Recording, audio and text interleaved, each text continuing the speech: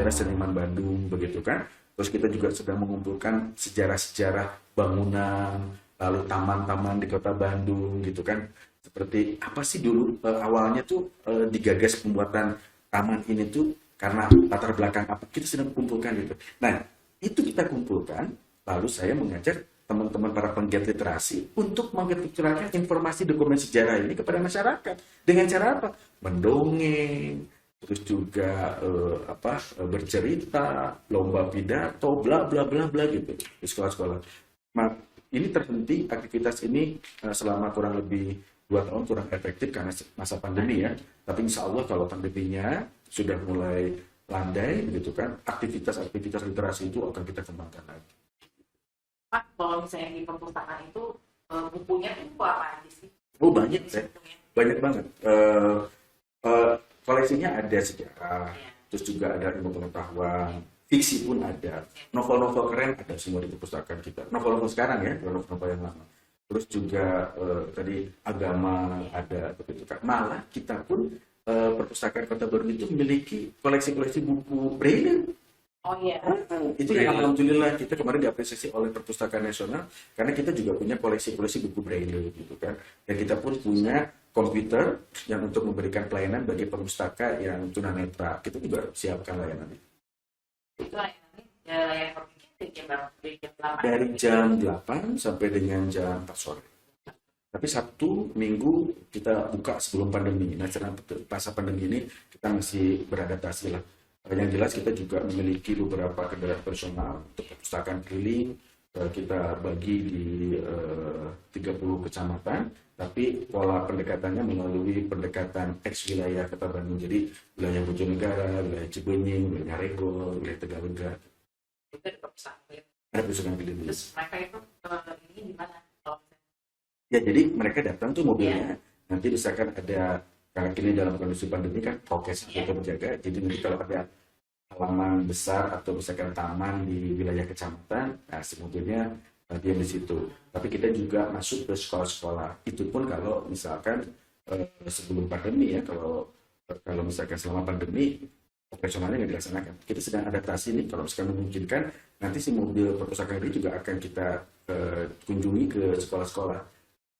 Kan ada kan kompleks sekolah yang ada SD, SMP, SMA-nya dalam satu jalan gitu. Kita simpan di situ gitu. Nah, itu kalau misalnya di daerah kecamatan atau apa, itu titik-titiknya itu udah ditentukan di mana atau misalnya oh ya udah di sini aja. Itu berdasarkan komunikasi yang kita bangun sebelumnya, kita ada koordinasi dulu dengan aparat setempat. Camat, kita nanti akan turunkan ya mobilnya untuk minggu depan di wilayah Bapak. Nah, Bapak silakan tetapkan di mana titik lokasinya. Jadi berpindah-pindah nanti kita lokasi. Tergantung kebutuhan aja. Tapi yang paling sering kita simpan di Taman Dewi Sartika, Balai Kota, terus juga di depan kantor, terus juga di Saparua, gitu kan. Nah, ini pandemi ini yang harus kita sesuaikan ya kebijakan yang terkait dengan perpustakaan keliling ini. Ya, itu kalau misalnya perpustakaan keliling itu, jadi kalau misalnya gym di Taman Dewi Sartika itu dari pagi sampai sore atau ada jamnya misalnya dari pagi sampai jam 12 ada di sini. Nanti dari jam 12 sampai kalau yang di kewilayahan begitu. Jadi kalau misalnya di wilayah, karena kita kan harus menjemput beberapa kecamatan gitu ya. Jadi misalkan dari pagi sampai jam 12 di kecamatan mana. Nah, gitu. Ya, karena kita masih terbatas ya kendaraan operasionalnya. Kita baru punya 6 unit gitu kan. Dan memang idealnya sebetulnya kalau misalkan mau harusnya ada 30 unit kendaraan operasional perpustakaan keliling sehingga nanti bisa mengangkut 30 kecamatan. Tapi kan persoalannya bahwa urusan pemerintah Kota Bandung ini kan bukan hanya urusan perpustakaan, si kue pembangunannya terbatas gitu kan, ngebagi kue pembangunan itu gak mudah gitu kan, apalagi selama pandemi ini kan potensi pendapatan kita dari sektor pajak dan retribusi juga mempengaruhi APBD kita. Gitu. Nanti anak-anak kan nanti di kalau saya itu di perpustakaan keliling jadwalnya ada di sini gitu kan. Ada itu kita pakai sosmed ya. Kebayangnya kalau misalnya anak-anak sekarang begini, oh ya kalau punya buku di sini nanti pas dia keliling kembali bukunya. Oh iya, itu menarik. Jadi gini deh, kalau yang perpustakaan keliling itu kita juga kasih pinjam juga. Nah, nanti kan ada jadwalnya. Jadwalnya si kendaraan itu akan kembali kepada titik lokasi itu di mana di situ saatnya yang memberikan. Oh bisa ya di take away ya. Bisa Jadi pinjam. karena gini kan nggak mungkin kan satu buku itu bisa selesai dibaca kan. Kan kadang kan ada kan metode baca itu macam-macam gitu. Ada kayak saya gitu kan, kalau saya kadang-kadang kalau misalkan harus membaca cepat, saya nggak perlu harus baca per halaman gitu kan. Saya cukup baca pendahuluan, lalu juga prolognya, nanti bab penutupnya gitu kan. Tapi kan ada orang yang penasaran pengen baca halaman per halaman, kan butuh waktu. Jadi untuk perpustakaan Kota Bandung termasuk sudah lengkap ya? Sudah, makanya kalau alhamdulillah kemarin pada saat program akreditasi perpustakaan Nasional Republik Indonesia kita dapat nilai excellent. Nilai kita sampai 94,2 gitu kan, itu hampir nyaris 100. Jadi kita dianggap Kota Bandung itu Dinas Arsip dan Perpustakaan, terutama urusan perpustakaannya, mampu mendapatkan akreditasi terbaik dari perpustakaan nasional itu karena memang secara fasilitas, baik itu sarana prasarana pendukung, koleksi buku, lalu juga aspek layanan, inovasi dan sebagainya itu dianggap sudah. Berarti sebelum berangkat nih bisa ngecek dulu apa buku yang mau dicari ada atau enggak? Oh iya, lewat. ada kan Budi, ada banget. Nah, kalau misalkan melalui pustaka nggak usah berangkat, cukup aja di rumah buka aplikasi Pustaka Kota Bandung, ya cukup cari aja koleksinya di situ. Jangan gitu Pak, kalau media mau ada kesananya harus jalan kaki. Gitu ya, kalau dia kan ada tapi kesannya harus jalan kaki. Olahraga gitu. Kalau dia gitu malah ada judulnya gitu olahraganya. Emang enak banget tempatnya buat healing, buat apa di. Oh iya, karena memang gini loh, yang namanya perpustakaan itu karena perpustakaan itu memang harus dibikin comfort, harus dibikin nyaman gitu. Makanya kalau misalkan main ke kantor Dinas Arsip dan Perpustakaan Kota Bandung, insya Allah deh para pustaka itu dia akan mendapatkan pelayanan dengan para staf di frontliner yang senantiasa menebar salam, sapa, senyum, dan santun. Itu tagline kita gitu kan. Kadang-kadang kan kalau misalkan datang udah mah ke perpustakaan aja. Serem banget. Manyun terus gitu kan, nggak ada seneng-senengnya gitu kan. Jadi frontlinernya harus betul-betul orang yang ramah gitu kan. Terus juga kita ciptakan beberapa pojok-pojok baca yang ada di kantor kami itu betul-betul membuat para pustaka itu merasa nyaman gitu kan, comfort gitu kan, dengan segala fasilitas. Biasanya kan gini, kalau udah datang ke institusi pemerintah gitu kan, kadang-kadang mau sholatnya nggak representatif, mau ke belakang toiletnya nggak memadai. Kalau di kantor insya Allah semuanya dijaga betul untuk urusan-urusan kayak toilet, kayak tempat musola gitu. Karena begini loh, kalau pengen tahu pengen tahu yang namanya integritas, pengen tahu yang namanya karakter seseorang gitu kan, itu lihat kalau kita berkunjung ke rumah sahabat kita, lihat ruangan tamu, kan kamar mandinya gitu kan, pas masuk aja udah kepleset, nyingkirikin eta ti jelema jorok. Ya nggak sih? Itu Bapak sama sih hati sama aku. Saya dulu pernah jadi kepala bagian pemerintahan ya. Saya kalau silaturahmi ke lurah, ke kantor kelurahan, ke kantor kecamatan, itu pasti orang-orang kelurahan kecamatan itu pasti sibuk bersih-bersihin toilet. Karena saya nggak mau ke toilet, saya pasti ke toilet.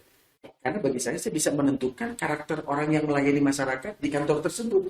Kalau kamar mandinya sudah bersih, ya gitu kan, renalnya keramiknya nggak usah harus yang mewah, tapi bersih gitu, airnya ngalir gitu kan, terus juga toiletnya bagus gitu kan, klosetnya bagus gitu kan, maksudnya bersih dalam artian bukan bagus ya, bersih gitu kan, itu menunjukkan orang yang tinggal di situ, orang beraktivitas gitu, itu pasti integritasnya bagus, itu mau udah jaminan, percaya deh sama saya kan. Tapi kalau misalkan kita nih, kalau misalkan kita berkunjung ke rumah sahabat kita, masuk ke ruangan tamunya aja udah kayak kapal pecah, pasti kamarnya lebih pecah. Pasti toiletnya juga nggak karu-karuan.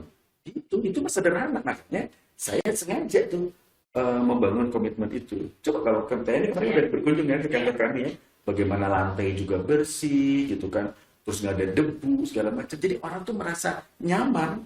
Malah biasanya sebelum pandemi karyawan yang di Kodam, Karawaci Jucap itu biasanya bawa anak-anak yang masih usia-usia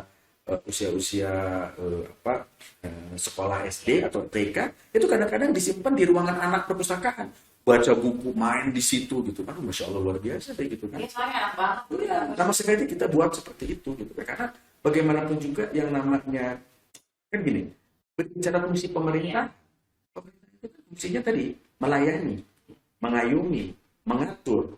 Dalam konteks melayani, gimana sih masyarakat yang dilayaninya kalau misalkan yang melayaninya gak bersih gitu kan.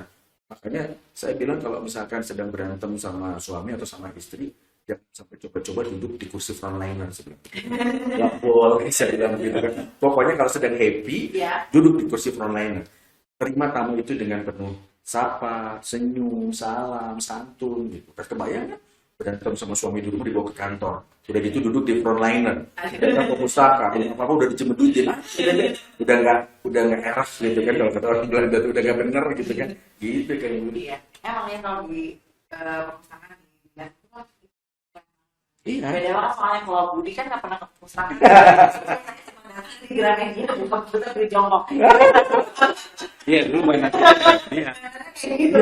Sambil cari jodoh dulu. Bukan, tahu nggak kenapa coba? Kalau misalkan di toko-toko buku nggak ada tempat duduk, suka merhatiin nggak coba? Di tempat buku, toko buku nggak pernah ada tempat duduk. Coba perhatiin rata-rata. Iya. Karena toko buku itu jualan buku.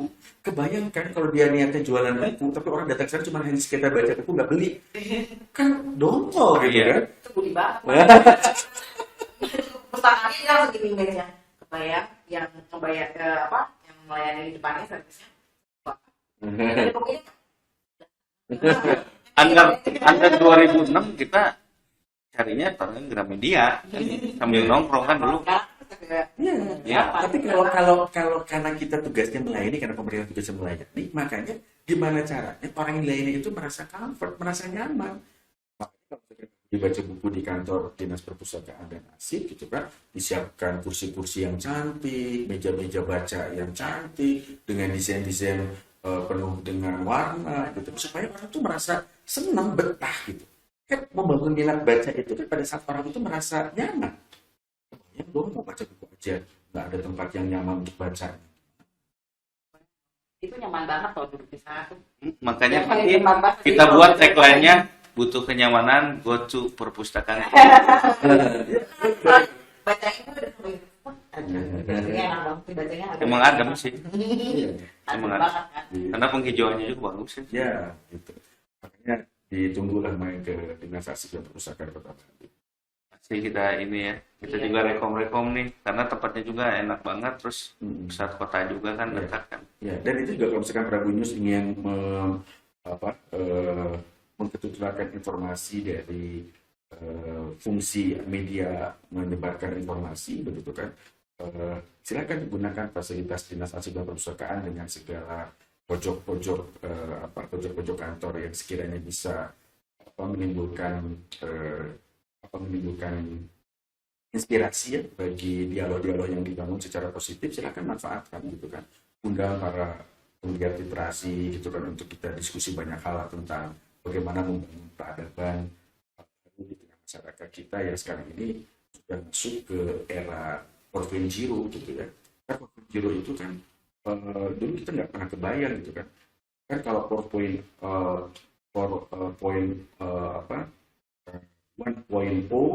gitu kan, 2.0, 3.0 itu kan saat manusia itu masih menjadi sumber daya produksi gitu. Makanya dulu kan yang namanya pabrik-pabrikan itu diisi oleh banyak manusia. Tapi seiring berjalannya waktu di era 4.0 sekarang ini, manusia udah digantikan oleh mesin, malah oleh komputer begitu kan gitu ya. Udah artificial intelligence malah sekarang gitu kan. Berarti kesimpulannya kan kebayang kan, kompetisi gitu kan. Kalau misalkan generasi kita nggak diajarkan cara berpikir dan bertindak kompetitif, mereka pasti akan tergerus oleh perkembangan zaman. Nah, papa semuanya udah pakai mesin.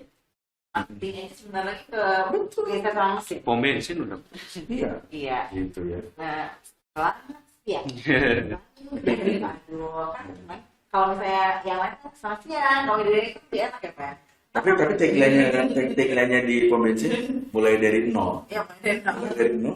Ayo kita mulai dari nol. teknologi kita sambut dengan segala inovasinya, Ya. dengan segala motivasi kita untuk membangun sebuah inovasi pelayanan yang paling maksimal untuk memberikan layanan yang paling baik kepada masyarakat. Tapi jangan lupa esensi manusia sebagai makhluk sosial untuk senantiasa berinteraksi. Mantap, sedap. Pak, sebenarnya senang banget nih ngobrol sama Bapak tuh kayak Oh, ya? panjang. Mereka masih ada waktu yang lain, diskusi dengan tema yang lain kan? Nanti kantor Bapak ya? Boleh ditunggu Ya, banget. waktu tangannya itu Mas dari bayangan itu duduk di taman ngobrol-ngobrol sambil ngopi gitu kan. Tapi kan ngobrol-ngobrolnya ngobrol-ngobrol bermanfaat ya. Ya betul. Karena memang kita butuh wacana-wacana cerdas sekarang ini gitu ya. Jangan sampai masyarakat terlena, apalagi menghadapi pandemi. Kemarin sempat mengalami demotivasi, sekarang pandeminya sudah mulai landai. Ayo kita tingkatkan lagi motivasi untuk meningkatkan semangat juang, gitu kan? Karena hidup ini masih harus kita perjuangkan, gitu kan? Jadi yang paling terpenting menurut pandangan saya zaman sekarang ini jangan terlampau banyak pertimbangan kalau kita ingin melakukan kebajikan dan kebaikan buat banyak orang. Karena semakin banyak pertimbangan kita ingin melakukan kebajikan dan kebaikan buat banyak orang, kita khawatir Allah Subhanahu wa Ta'ala, Tuhan yang Maha Esa pun akan melakukan banyak pertimbangan dalam mengijabah setiap doa dan kita. Betul. Gitu kan. Buat terakhir dari saya ini Boleh, cukup. makasih nih. Jadi esensinya ada di kondisi kekinian, bukan titik yang menyebabkan terjadinya tinta, tapi tinta yang menyebabkan terjadinya titik, bukan cantik yang menyebabkan terjadinya rasa cinta, tapi karena rasa cinta semuanya jadi cantik. Jadi Betul, keduanya ada cinta. Cinta pada diri sendiri berarti kita akan menjaga marwah kita, harga diri kita, untuk bisa membangun martabat kita sebagai pribadi-pribadi yang berintegritas dan senantiasa mendapat manfaat. Kalau kita cinta pada diri sendiri, pasti kita cinta pada keluarga kita, cinta pada profesi kita, cinta pada lingkungan kita dan masyarakat kita. Kita sedang butuh banyak cinta hari ini. Mudah-mudahan ini akan menyelesaikan berbagai problematika sosial kita menghadapi kondisi yang luar biasa hari ini penuh dengan tantangan. Terima kasih, Teh Yani. Aduh, Luar biasa. Narasumber kita saat ini energi, aduh, supel banget. Supel. Wawasan luas. comfort juga. Iya, ngobrolnya jadi nggak terasa tiba-tiba. Aduh, ini udah jam segini. Aduh, Masya Allah ya. Terasa banget waktunya nggak lewat bisa. Kayak sobat Prabu, gitu. Yang kita sama Pak Amin lagi karena ngobrolnya tuh terlalu asik sampai kita juga lupa waktu ini dalam ngobrolnya. Bapak makasih. Sama-sama, Teh Yani, Kang Budi, Kang Utang, Pempret, Prabu News, terima kasih banyak. Begitu kan, saya merasa bersyukur hari ini bisa bersilaturahmi. Bagi saya, setiap hari kita berdialog, berwacana semacam ini, mudah-mudahan setiap hari itu juga kita bisa memberikan informasi-informasi yang positif untuk kebaikan diri kita, keluarga, masyarakat, dan bangsa. Amin. Oke, Bapak, nanti kita sambung lagi ya. Sampai warahmatullahi wabarakatuh. Waalaikumsalam warahmatullahi wabarakatuh.